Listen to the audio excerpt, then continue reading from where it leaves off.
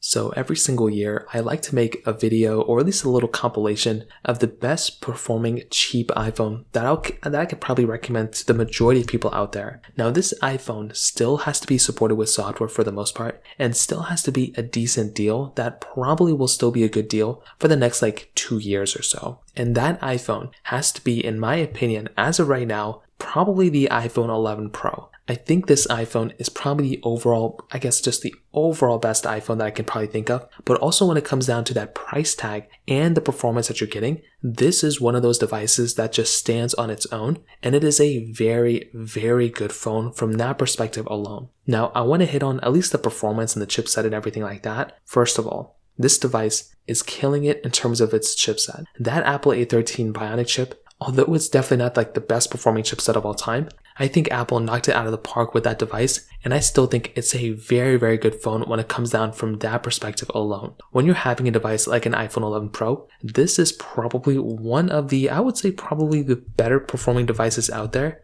and I think that is a really good thing. I've done lots of gaming on this device. I used to own this thing and used it for a year, but I've done so much gaming on this device. I've done so much performance heavy tasks on this device. And when you're getting a phone like the iPhone 11 Pro, that in and of itself is probably an amazing thing to own. On top of that, although it doesn't have a 90Hz or 100Hz, 20Hz display, it's still a very good refresh panel. It still performs very, very well from that perspective. And on top of that, the camera quality on this phone is still very, very good. When you are getting a phone like an iPhone 11 Pro, although you're not getting like the best phone anymore, you are getting one of the best phones of 2019, and this phone is still supported with software. I installed iOS 17 on it, and it really hasn't even been that bad of an experience on majority of my devices. It's still kind of hit or miss here and there, and it's gotten a lot better. The battery life isn't really that horrible right now either on iOS 17, and the biggest thing to keep in mind is that this device is still probably going to be supported at least for the next like 2 years. So for the next couple of years, this device is still going to be here, and that is another big asset with this device. Like I mentioned, you probably don't want to be in a situation where you're getting a phone like the iPhone 11 Pro and it's already outdated with software and you're already having some issues here and there. And personally for me, with a device like the 11 Pro, this is a very good device. I could not recommend it enough. And if you want to buy one, like I said, they're available all over the place in the used market.